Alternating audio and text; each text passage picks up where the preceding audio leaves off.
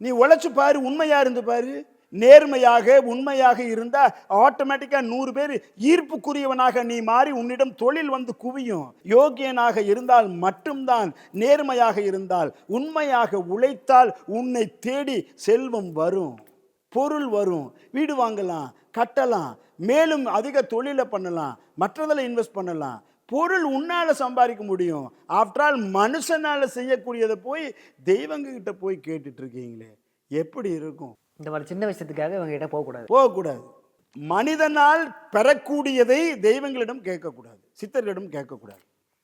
இப்போ நீங்கள் சொன்னீங்களே, உன்னுடைய மாறாத அன்பு, உன்னுடைய அருள் என்னைக்கும் என் மேலே இருக்கணும்னு கும்பிட்டீங்கன்னா அவருடைய அருளை கொடுப்பார். அந்த அருள் இருந்துட்டாலே, அந்த அருள் வளையத்துக்குள்ளே நீங்கள் இருந்துட்டாலே தப்பு நடக்காது. அந்த அருள் இருந்துட்டாலே உழைக்க வந்துடும்.